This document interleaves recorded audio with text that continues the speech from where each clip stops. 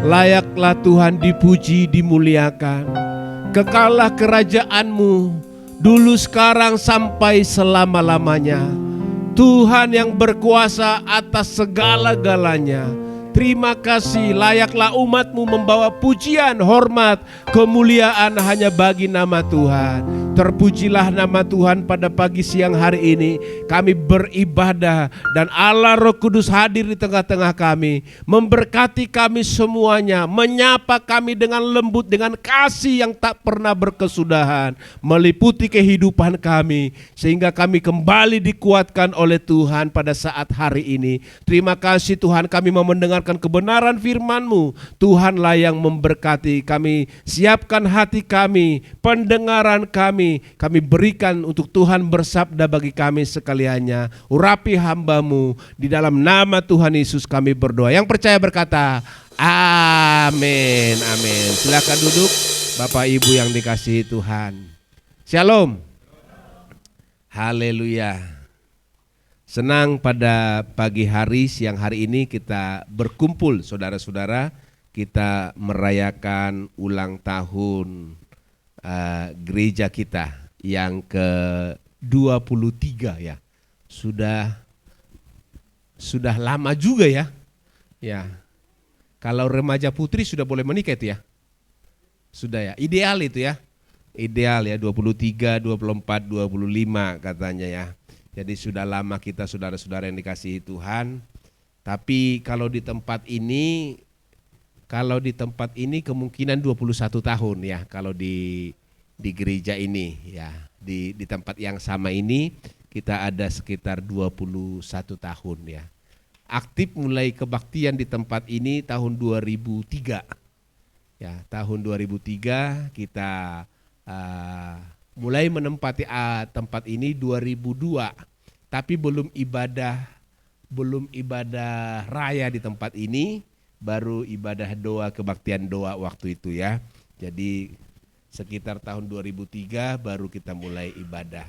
Sudah cukup lama saudara-saudara yang dikasihi Tuhan, kita berada di Muara Karang ya. Dan saya percaya ada rencana Tuhan bagi kita sekaliannya. Amin. Amin. Ya. Saudara yang dikasihi Tuhan, kalau saya menyapa Ibu Sophie dulu ya yang sudah lama. Sebelum saya lupa. Selamat datang Ibu Sophie, ya sudah lama. Jemaah semua udah kangen itu. Dengar dari tepuk tangannya kan? Ya, puji Tuhan ya. Kemudian Jen ya. Kemudian istrinya Fasal karena kurang sehat selama ini terkendala ke gereja, tapi hari ini hadir bersama-sama dengan kita. Puji Tuhan. Ya. Ya. Kemudian ada adik saya juga ya. Dan selama ini tinggal di mana ya? Dia di Batam. Oh, di Batam. Ya, adik udah dianggap satu keluarga kita karena dulu papa mamanya, dan mulai sejak mengenal Tuhan orang tua kita yang sebagai kakak rohaninya. Jadi dengan keluarganya sudah kayak abang adik lah gitu ya. Ini adiknya Esther. Kalau Esther mungkin lebih dikenal ya, yang beberapa kali ke sini ya. Haleluya. Baik, saudara-saudara yang dikasihi Tuhan. Ada lagi yang saya perlu sambut? Oh, Ibu Susana, saya sambut juga Ibu Susana.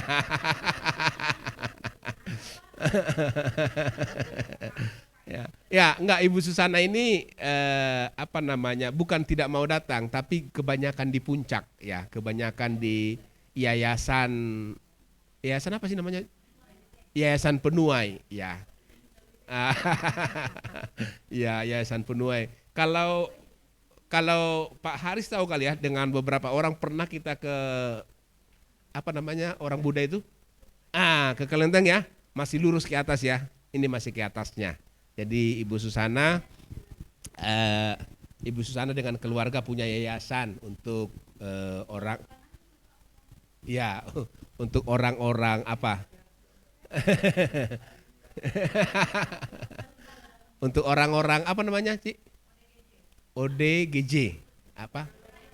orang dengan gangguan jiwa ya.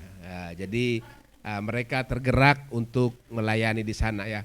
Kalau Cik Susana ini cerita, saya lucu-lucu gitu. Mereka kadang-kadang lebih normal daripada orang normal, kadang-kadang gitu. Kalau dari ceritanya saudara-saudara, banyak cerita luar biasa pertolongan Tuhan buat mereka ya. Jadi kemungkinan saudara-saudara yang dikasihi Tuhan, kemungkinan saya akan sebulan sekali ke sana. Karena Ibu Susana bilang boleh ada pembimbing rohani gitu ya. Tapi nanti boleh teman-teman atau jemaat ganti-gantian ya, kita beberapa orang pergi ke sana gitu ya. Supaya rame gitu. Cuman siang-siangin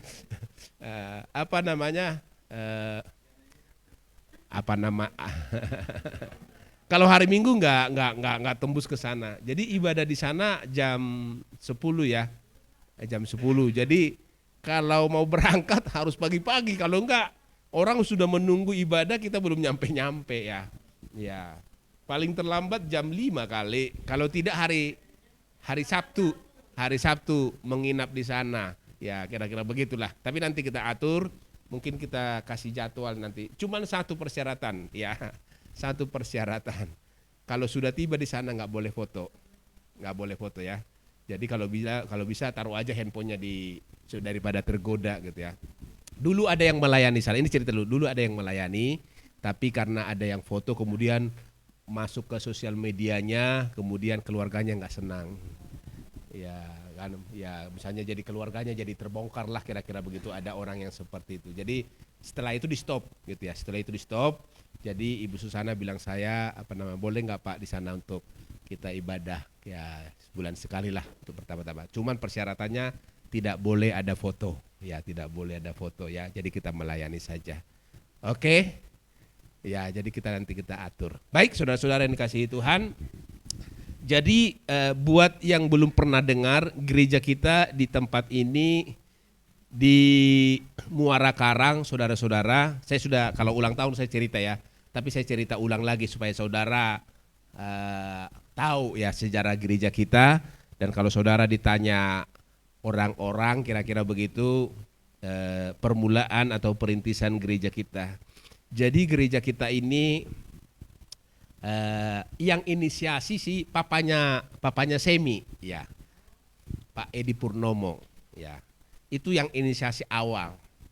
Ya beliau tergerak hatinya untuk buka pelayanan di Muara Karang Pluit ya.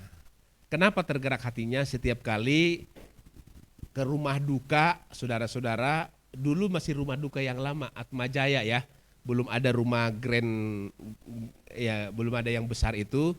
Jadi mungkin setiap kali ada saudaranya atau ada temannya yang meninggal, beliau ngelayat, jadi suka ada ngeprank itu apa namanya? Kalau gitu ya. Jadi mulai dari situ barangkali tergerak hatinya, orang-orang di Pluit ini masih banyak yang beragama yang belum mengenal Tuhan. Singkat cerita, beliau ngomong, yuk kita buka di sana. KTB namanya ya. KTB itu Komsel ya. Kelompok Tumbuh Bersama. Dulu GSJ Batu Tulis namanya KTB ya. Kelompok Tumbuh Bersama. Dan kemudian kami hubungi beberapa orang jemaat Batu Tulis yang tinggal di Pluit dan Muara Karang. Terkumpullah beberapa orang. Ya, terkumpul beberapa orang. Bisalah satu komsel ya, kurang lebih 10 orang lah. Kira-kira begitu ya kalau keluarganya ikut. Dan kemudian saya masih ingat tempat komsel di rumah Tante Yuli, namanya Tante Yuli dan Tante Yuliani. Ya, hanya beda Ani doang ya. Satu Tante Yuli, satu Tante Yuliani. Tante Yuliani ini saya kenal ya. Rumahnya di Pluit Timur. Tante Yuli rumahnya di Blok 8 gitu. Dan kemudian Pak Rudi dan Cik Lili, kira-kira itu bilang. Dan kemudian saudara-saudara kurang lebih beberapa bulan atau hampir 1 tahun akhirnya kita coba buka gereja ya di Muara Karang. Kita awalnya saudara-saudara kita buka gereja di restoran ya. Ya, saya sudah beberapa kali cerita, itu posisi restoran itu dulu namanya restoran Anggrek ya. Sekarang jadi BCA. Jadi BCA itu persis gedung BCA yang ada di seberang AW. Ya, dulu namanya Anggrek, kemudian berubah menjadi New Anggrek. Ya, karena ganti pemilik. Kita ibadah di lantai 2, saudara-saudara yang dikasihi Tuhan. Dan speaker ini seumur lah ini untuk perintisan kita. Ya, speaker ini sama apa namanya, Sam? Mixernya. Itu seumur. Jadi kita ketika buka pelayanan dibelilah itu sama batu tulis, ya, 3 ini dengan mic-nya. Kalau mic-nya sudah berubah-ubah ini ya, sudah dirubah, sudah diganti. Jadi saudara-saudara bayangkan, karena perintisan saya harus angkut itu dari lantai 1 ke lantai 2 di pundak setiap hari Minggu. Ini, ya.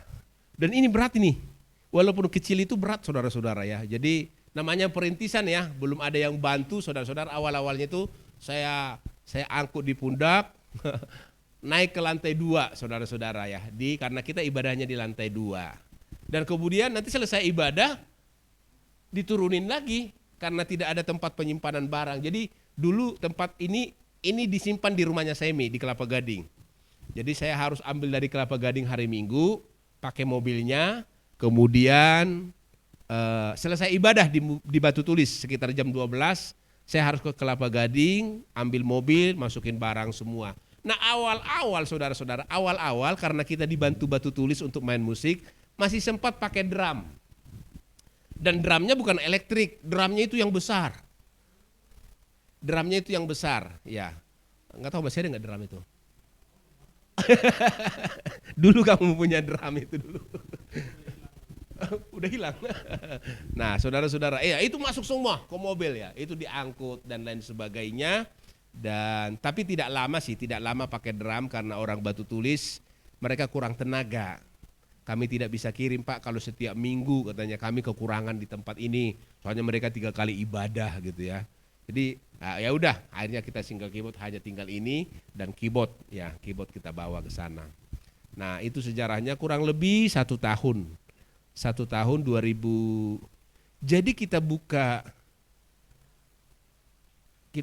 gereja tanggal 9 hari Minggu itu tanggal 9 bulan 9 tahun 2001.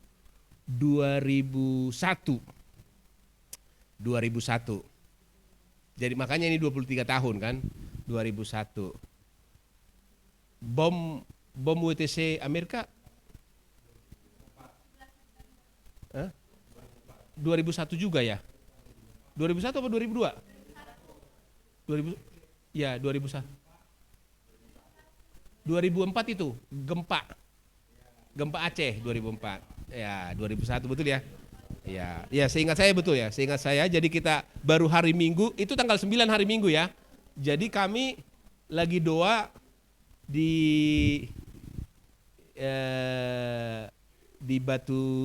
Batu Tulis. Pas lagi doa pagi. Biasa tiap hari Selasa ya. Hah? Hari Selasa. Karena itu tanggal 11. Ya. Di kita Selasa, di sana Rabu. Berarti di sana hari Senin ya? Hari Senin. Pokoknya tanggal 11 kan? Kita Rabu ya? Oh iya tanggal 11 mereka ya? Oke. Ya udah nanti kita buka lagi buku sejarah deh. Jadi kita tidak lama dengan kejadian di UTC itu, kita tidak lama, hanya beda kalau tanggal Indonesia dengan tanggal Amerika dipadukan beda 2 hari lah. Seingat saya begitu ya. Jadi itulah sejarah gereja kita dan kemudian kita lihat ini dengan Pak Edi, kemudian dikontrak lah ini tahun 2001. Nah, walaupun dikontrak, saudara-saudara, kita masih tetap di sana sampai masih lama saudara-saudara. Sebab apa? Sebab di sana itu tiap minggu kita makan. Ya, itu bukan makan kaleng-kaleng saudara-saudara. Ya, bukan makan ecek-ecek ya. Nah, itu makan kayak pesta. Jadi setiap minggu itu ada 5 menu. Ya, ada 5 menu. Ya, yang saya lihat, yang saya masih ingat sebagai ada gurame saudara-saudara. Setiap minggu ada gurame. Karena perjanjian kita dengan pihak restoran, kita tidak sewa, tapi harus beli makanan minimal 5, saudara-saudara. Karena meja itu meja bulat yang bisa diputar, saudara-saudara, atasnya itu. Wah, jadi meja. Jadi saudara-saudara, ya udah kita di sana. Tapi puji Tuhan tidak pernah kekurangan dana. Ya, setiap minggu tidak pernah kekurangan dana. Pengeluaran kita kurang lebih 850.000 sampai 900. Dulu udah mahal itu. Tahun 2001, saudara-saudara. Ya, makan segitu sudah lumayan pada saat itu, saudara-saudara yang dikasihi Tuhan ya. Jadi seingat saya untuk restoran aja kurang lebih 800, belum pembicara, belum yang lain-lain gitu ya. Tapi puji Tuhan tercukupkan, gak pernah kurang. Ya, saya tanya yang lain-lain gitu ya, bapak-bapak, kenapa kita gak kekurangannya padahal kita makan tiap minggu? Iya Pak, masa kami kasih persembahan hanya 20.000 saja, sedangkan yang kita makan. Jadi mereka saudara-saudara, walaupun gembala tidak anjurkan dari depan, bapak-bapak, makan kita minimal 20.000 per orang, persembahan minimal 50.000, enggak. Tapi rupanya mereka ngomong begitu, saudara-saudara ya. Oh iya ya, mereka tahu gitu ya, mereka maksudnya merasa gitu. Jadi mereka hitung-hitung gitu dan mereka kasih persembahan lebih. Jadi gak pernah kekurangan. Jadi saudara-saudara yang dikasihi Tuhan, kita pindah dari sana ke rumah, kalau saja ada pemain musik ya, kalau saja ada full band saudara-saudara, kita akan terus di sana. Akan terus, maksudnya akan lama, masih lama di sana. Karena saya berprinsip sekali di restoran ya sekalian ibadahnya bagus, kayak kurang lebih kayak GB lah ya, jangan tanggung-tanggung, jangan single keyboard ya. Kalau memang kita udah di tempat yang bagus, menu yang bagus, ngapain kita tanggung-tanggung. Tapi batu tulis menyerah, saudara-saudara, menyerah. Aduh, kami tidak bisa Pak kirim pemusik lagi gitu. Akhirnya kita kontrak di sini, saudara-saudara yang dikasihi Tuhan. Nah, bagaimana supaya jemaat ini, saya udah cerita nih, cerita lucu saudara-saudara. Bagaimana jemaat itu supaya tetap datang? Karena sudah terbiasa makan enak. Tiap minggu menunya 5, saudara-saudara. Tiap minggu menunya 5, sayurnya enak. Restoran ini bukan restoran kaleng-kaleng, restoran anggrek terkenal itu di Muara Karang ya. Akhirnya ya udah, bagaimana supaya mereka tetap ikut ke Muara Karang. Saya masih ingat ya, konsumsi pertama kali ketika kita pindah, saudara-saudara. Jadi kita pindahnya itu supaya jangan terasa. Awal-awal kita pindah hanya sekali kebaktian dalam sebulan di tempat ini. Ya, 3 kali masih tetap di sana. Ya, beberapa bulan kemudian 2 kali di tempat ini. Ya, 2 kali di sana. Jadi jemaat itu nggak merasa gitu bahwa dia udah kehilangan gurame, udah nggak rasa itu gitu ya. Kemudian saudara-saudara 3 kali di sini, nah, di sana sekali, saudara-saudara. Kemudian di sana itu hanya 3 bulan sekali. Kalau ada minggu kelima baru kita di restoran. Tapi kalau hanya 4 kali dalam sebulan, minggunya kita tetap di sini gitu ya. Jadi mereka nggak rasa, saudara-saudara. Waktu kita pindah di sini dari 5 menu, saya masih ingat saudara-saudara, kita masih menu kotakan itu. Kita cari menu yang paling enak lah kira-kira begitu. Kurang lebih pada saat itu kalau nggak salah 35.000 saat itu ya, untuk kita makan. Karena udah terbiasa menu restoran, saudara-saudara. Akhirnya kita kurangi menjadi 25.000, kita kurangi menjadi 18.000, kita kurangi saudara-saudara roti saja yang 8.000 gitu. Kemudian kita kurangi lagi, rotinya masih lebih mahal gitu. Kita cari di Pluit, ada yang 2.500, kita kurangi. Terus kita kurangi lagi saudara-saudara, agaknya masih lama. Akhirnya kita beli kita pesan gorengan yang 500 perak. Tapi Pak Rudi bilang, Pak Rudi, enak juga gorengan ya katanya. Lahap juga, ada cabai panas-panas dikirim dari situ. Jadi saya bersyukur kepada Tuhan saudara-saudara, dari perpindahan kita dari sana tidak ada satu orang pun yang protes. Ya.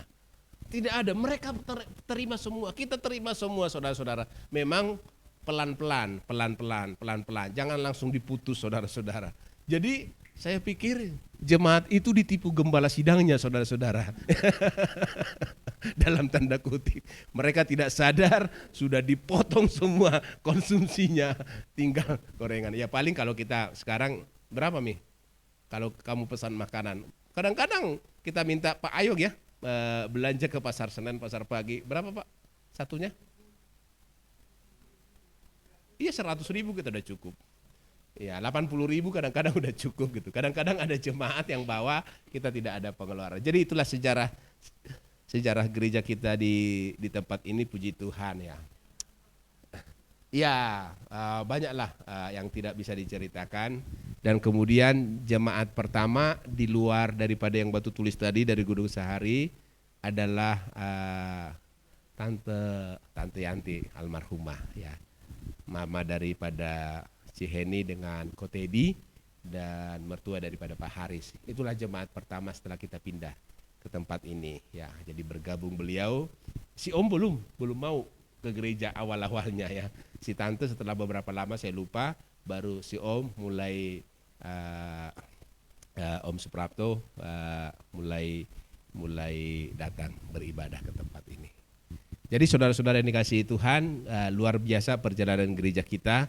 Walaupun tidak wah saudara-saudara, tapi saya senang kalau saudara yang ikut perjalanan awal-awal ya, saudara mengikuti perkembangan, perjuangan, tangis gereja kita, pergumulannya saudara-saudara, saya bersyukur kepada Tuhan ya. Jadi awal-awalnya saya pikir Pak Edi Purnomo yang jadi gembala sidang, karena beliau dulu sudah khotbah, sudah melayani. Saya dalam pikiran saya akan bantu Pak Edi Purnomo ya, karena berhubung dengan keluarga ini saya sudah kenal lama ya dengan Ibu Hana. Jadi waktu Pak Edi Purnomo bilang, papanya Semi, ayo kita buka gereja yuk di Muara Karang. Beliau belum ngomong bahwa kamu akan jadi gembala sidangnya gitu. Jadi saya bilang karena beliau yang visi pertama, misi pertama di Pluit Muara Karang, saya pikir beliau akan maju, saya akan dukung ya. Karena kami sudah biasa kerjasama dulu waktu di gereja yang lama gitu ya. Tapi ternyata setelah dibuka gereja, saudara-saudara yang dikasihi Tuhan, bukan saya jadi gembala sidang katanya. Kamu Hizkia yang jadi di situ katanya. Saya hanya hanya menangkap hatinya Tuhan untuk daerah Pluit dan Muara Karang gitu. Akhirnya itulah yang terjadi saudara-saudara, jadi saya kita menggembalakan gereja di tempat ini. Baik, kita akan buka, jadi sesuai dengan apa yang saya ceritakan saudara-saudara, umur kita sudah 23 tahun, seharusnya kalau kita sebagai jemaat sudah bertumbuh saudara-saudara yang dikasihi Tuhan. Nah pada pagi hari ini saya membawa renungan singkat tidak lama-lama. Saya mau mengutip tentang kehidupan Timotius ya. Timotius dia punya nenek namanya Lois ya. Dan kemudian dia punya ibu bernama Eunike ya. Kita akan baca ayat ini saudara-saudara, warisan rohani. Jadi apa yang kita wariskan di dalam kehidupan kita kalau kita sudah berumur 23 tahun ya, sudah mengikut Tuhan. Barangkali saudara-saudara yang dikasihi Tuhan mengikut Tuhan udah lebih daripada 23 tahun ya. Mengikut Tuhan, percaya kepada Tuhan, menjadi anak Tuhan. Kita pernah tanyain satu-satu ya dulu ya, sudah berapa tahun gitu. Nah apa yang harus kita lakukan saudara-saudara yang dikasihi Tuhan ya. Apa warisan apa yang kita berikan kepada anak cucu kita. Kalau kita sudah lama menjadi warga gereja, anak Tuhan, apa kira-kira yang kita wariskan saudara-saudara yang dikasihi Tuhan. Nah kita contoh dari Lois, Eunike dan Timotius. Nah ini nenek, mama dan anak. Kita akan baca ayat ini. Saudara-saudara yang dikasihi Tuhan, ini ucapan daripada Paulus ya. Dia berkata begini, aku mengucap syukur kepada Allah yang kulayani dengan hati nurani yang murni seperti yang dilakukan nenek moyangku. Dan selalu aku mengingat engkau dalam permohonanku, baik siang maupun malam. Dan apabila aku terkenang akan air matamu yang kau curahkan, aku ingin melihat engkau kembali supaya penuhlah sukacitaku. Ayat 5, sebab aku teringat akan imanmu yang tulus ikhlas yaitu iman yang pertama-tama hidup di dalam nenekmu Lois dan di dalam ibumu Eunike, dan yang aku yakin hidup juga di dalam dirimu. Baik, saudara yang dikasihi Tuhan, ini perkataan daripada Paulus kepada anak rohaninya. Jadi Paulus ini memiliki anak rohani yang sangat terkenal, namanya Timotius ini. Saya pikir ini dapat kita contoh, saudara-saudara yang dikasihi Tuhan, apa yang dapat kita wariskan ya. Bukan hanya di gereja tapi di keluarga kita. Ya. Kalau kita nenek, apa yang kita wariskan kepada anak kita? Kemudian kalau kita orang tua, apa yang kita berikan kepada anak kita juga. Dan ini sangat membekas dalam kehidupan Timotius dan dinilai oleh Paulus, saudara-saudara. Ya. Warisan yang diberikan, yang dapat kita teladani, yaitu iman yang tulus dan bersungguh-sungguh. Ya. Di dalam ayat yang kelima tadi, sebab aku teringat akan imanmu yang tulus. Ya. Iman. Bagaimana nenek Louis mewariskan iman kepada anaknya, saudara-saudara, yang bernama Eunike. Dan kemudian iman ini diwariskan kepada cucunya. Ya, diwariskan kepada anaknya Eunike, saudara-saudara. Iman yang bersungguh-sungguh, iman yang tulus. Saya pikir ini sangat baik kalau kita sebagai orang tua, kita memiliki iman. Ya, memiliki iman, percaya yang sungguh-sungguh, yang dapat dilihat oleh anak kita dan cucu kita. Amin, saudara-saudara. Mereka tiru. Baik kalau saudara bisa mewariskan rumah, baik saudara kalau bisa mewariskan harta, tetapi yang terutama, saudara-saudara, supaya keturunan kita tidak hilang, ya, kita mewariskan iman. Dan anak cucu kita akan melihat seberapa sungguh-sungguhnya saudara kepada Tuhan, seberapa tulusnya saudara melayani Tuhan. Orang tua kita, anak kita akan melihat, saudara-saudara.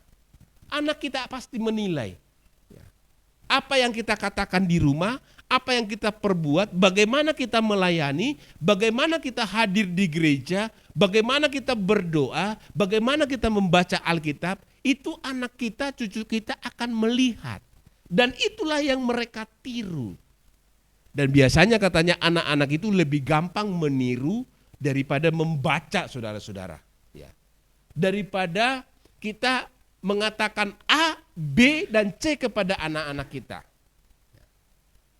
Lebih gampang. Kita tidak usah ngomong kepada anak kita, jangan mencuri gitu. Kalau kita tidak pernah mencuri, mereka akan teladani. Amin, saudara-saudara. Kita gak usah ngomong kepada anak kita, kamu tidak boleh berbohong. Kalau kita sebagai orang tua, sebagai nenek, sebagai kakek, meneladani, memberikan teladan yang sama. Di dalam kehidupan kita, kita tidak pernah berbohong. Kalau A, kita katakan A, kalau B, kita katakan B. Ya.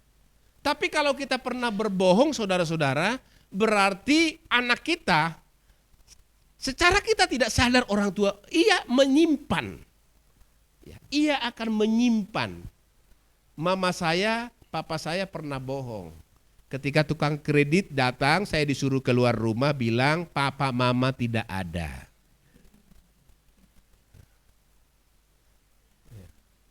Minggu yang lalu saya didatangi debt collector, saudara-saudara. Dicari rumah Pak RT. Ya. Dari mana?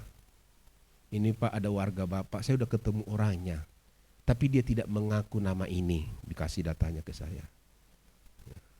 Ini benar gak namanya Pak RT? Waduh, saya agak bergumul kalau saya bilang benar namanya. Saya kurang tahu separah apa pinjaman itu, saudara-saudara. Akhirnya saya bilang, Pak, saya data semua keluarga saya tidak ada di saya. Memang saya tidak ada di saya. Tapi data yang sesungguhnya ada di pos, saya bilang. ada di pos RW. Bapak boleh pergi ke sana, tanyakan, temui nama orang ini. Saya takut, saya bilang bukan nama itu. Memang siapa tahu ada orang lain bernama yang ini di rumah itu, tapi sudah tidak ada.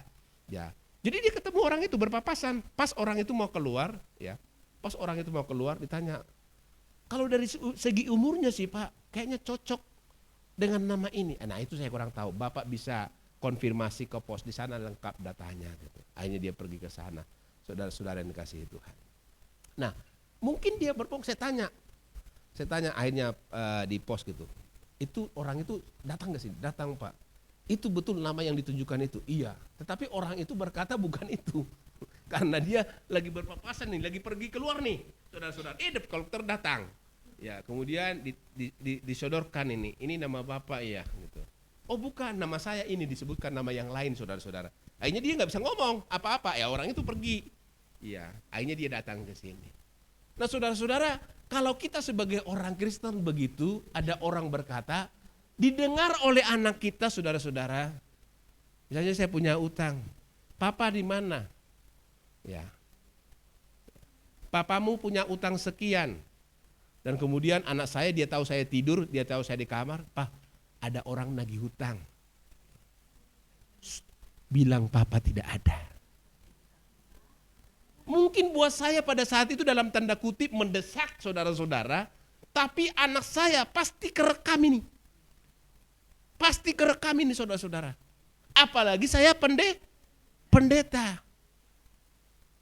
Ketika saya ngomong di mimbar, jemaat kita tidak boleh berbohong. Dalam hati anak saya, pret. Dia nggak ngomong saudara-saudara. Kira-kira begitu.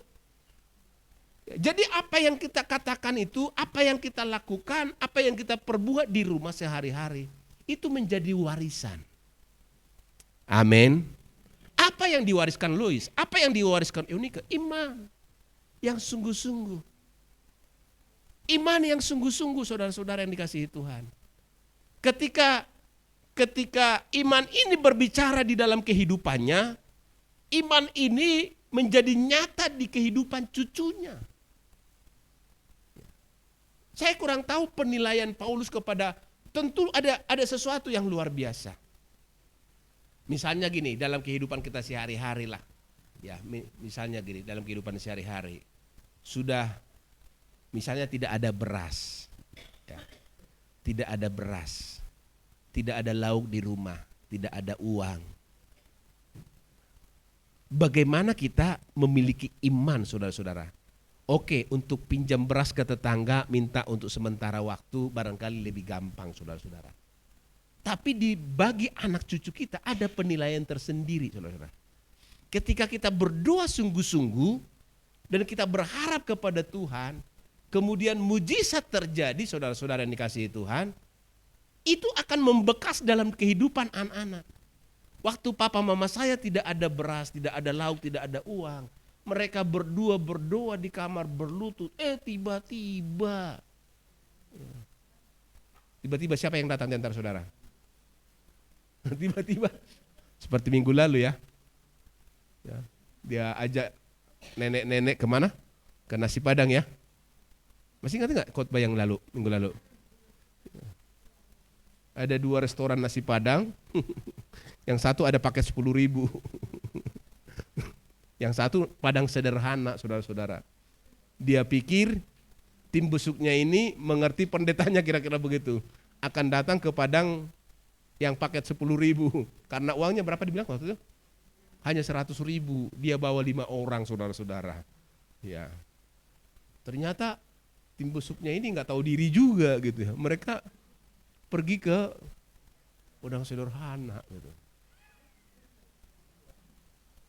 Tapi puji Tuhan saudara-saudara, dikatakan dalam kesaksiannya Pak Yakub kemarin, ada yang bayarin.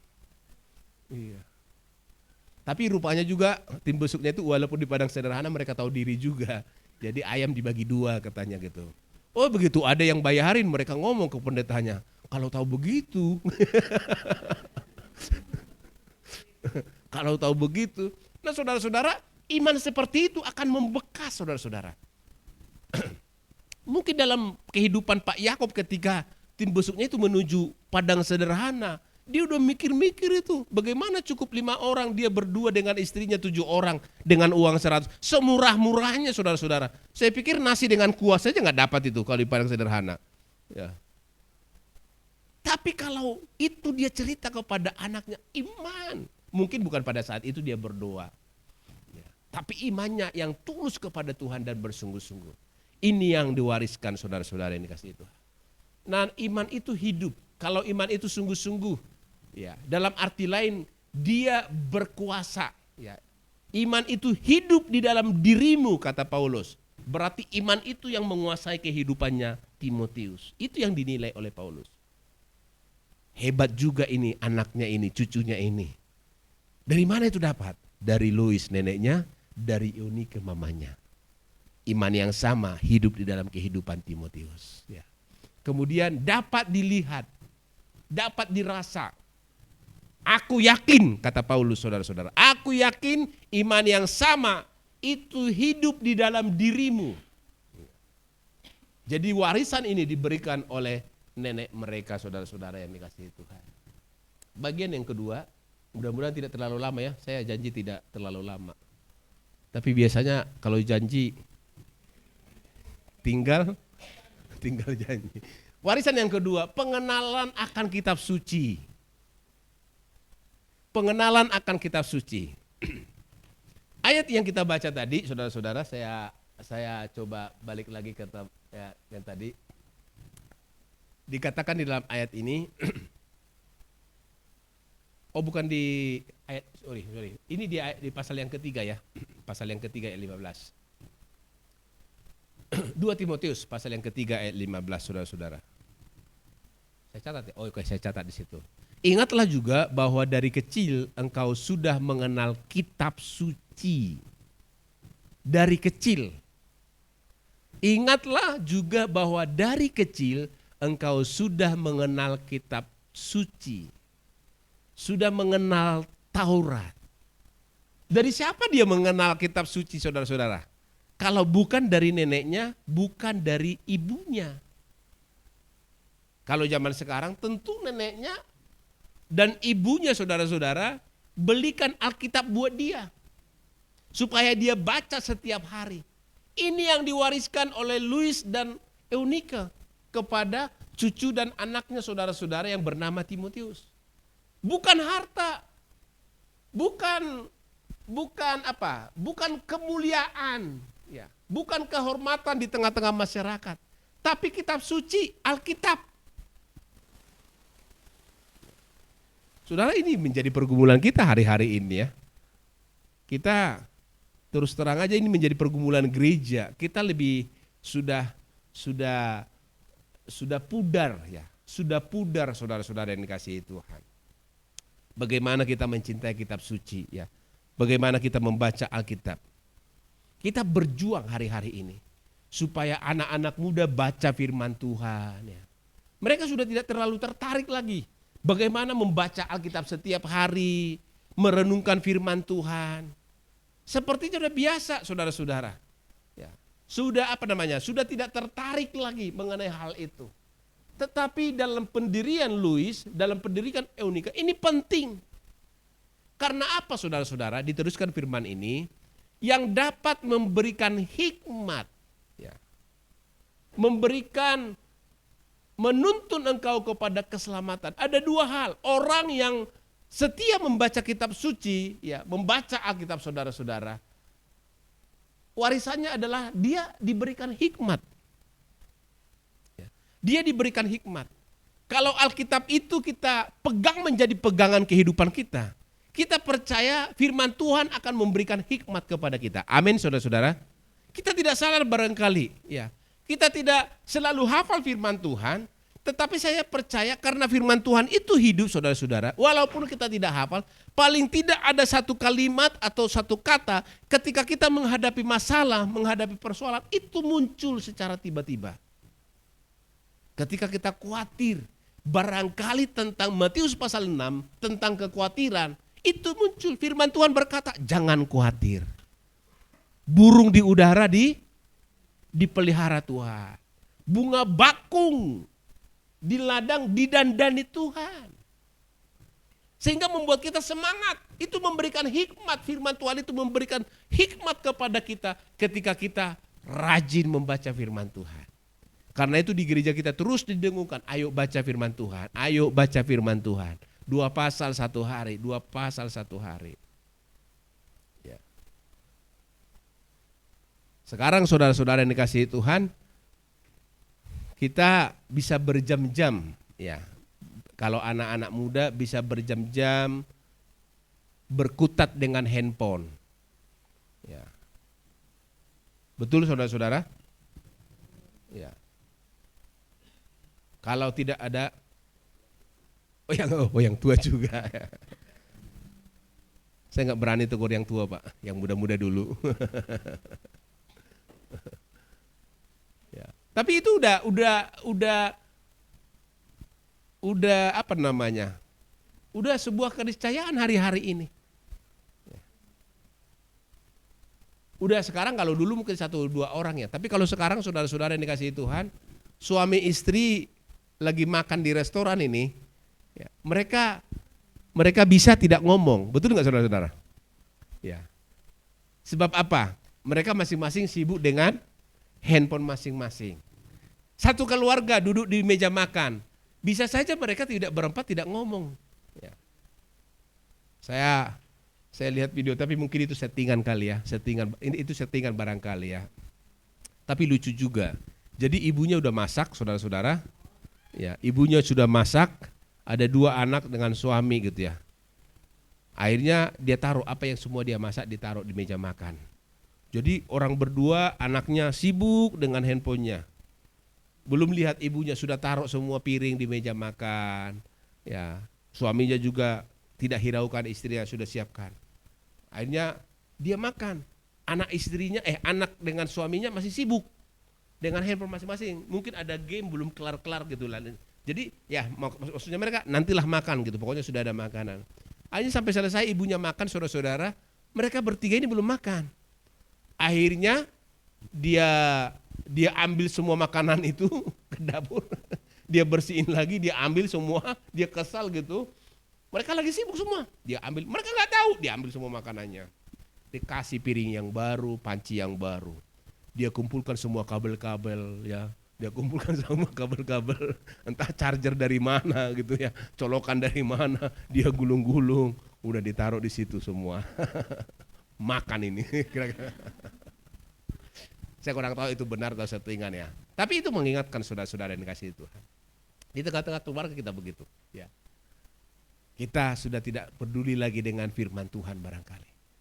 Tapi kita boleh meniru Louis dan Eunika. Dia memberikan teladan. Ya.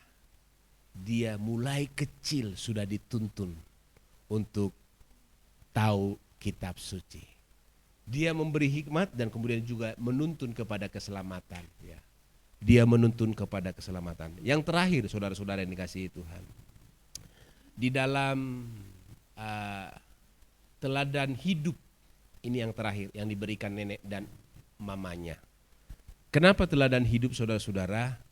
Tidak ada di ayat itu, tetapi dalam Kisah 16 ayat yang pertama bahwa papanya Timotius itu bukan orang Yahudi, tetapi orang Yunani yang tidak seagama, ya, tidak sepaham. Bukan orang Yahudi, apalagi orang Yahudi Kristen, saudara-saudara. Nah, saudara yang dikasihi Tuhan, kalau oma dan ibunya tidak memberikan teladan kehidupan, kemungkinan Timotius tidak menjadi orang Kristen, bukan orang percaya. Karena papanya bukan orang percaya, tapi orang Yunani, saudara-saudara yang dikasihi Tuhan. Tapi karena teladan hidup diberikan, ya, budaya hidup sehari-hari, dia punya integritas yang tinggi, kehidupan yang saleh saudara-saudara, bukan hanya instruksi. Sehingga ketika teladan hidup yang begini diberikan, dipaparkan, ya, dibentangkan keluarga ini kepada anak dan cucunya saudara-saudara, maka Timotius menjadi anak Tuhan yang luar biasa. Dia masih muda saudara-saudara. Dia sudah diambil oleh Paulus menjadi gembala. Ya. Karena dia masih muda sekali. Tetapi karena ada nenek, karena ada ibu yang memberikan teladan hidup. Ya. Mungkin orang ini tidak pernah seperti instruksi. Kamu harus begini ya, kamu harus melayani ya. Ya. Kamu harus kasih persepuluhan ya, kamu harus kasih. Mungkin orang tuanya ini gak pernah ngomong. Tidak instruksikan. Tetapi teladan hidup, gaya hidup yang diperlihatkan mereka di rumah mereka. Kepada anak, kepada cucu yang bernama Timotius. Sehingga ketika teladan hidup itu lebih gamblang ditiru oleh Timotius. Ayat yang terakhir saudara-saudara yang dikasihi Tuhan. Dalam 1 Yohanes pasal 3 ayat 18. Anak-anakku, marilah kita mengasihi bukan dengan perkataan atau dengan lidah. Tetapi dengan perbuatan dan dalam kebenaran. Amin. Bukan dengan apa dikatakan saudara-saudara yang dikasihi Tuhan, bukan dengan perkataan, bukan dengan lidah, tetapi dengan perbuatan. Sehubungan dengan ulang tahun gereja kita sudah 23 tahun. Marilah kita memberikan teladan di gereja ini. Amin saudara-saudara. Amin. Ya. Singers, worship leader yang satu berkata kepada lain, kamu melayani dong. Kamu jangan terlambat kalau latihan. Gak usah ngomong begitu. Diri kita dulu. Ketika kita datang latihan jangan terlambat. Maka orang lain kita gak usah ngomong. Ya, dia akan meniru kita. Ya. Kamu harus berdoa dong. Ketika kita dilihat berdoa saudara-saudara, dia akan meniru kita. Bukan dengan lidah, bukan dengan perkataan, tetapi dengan perbuatan, kata kitab Yohanes. Di rumah juga sama saudara-saudara. Bukan dengan perkataan, bukan dengan perbuatan. Anak cucu saudara-saudara, istri, suami akan menilai, akan mengikuti apa yang kita lakukan. Sebab apa? Kita memberikan teladan kehidupan. Mari kita berdiri bersama-sama. Haleluya.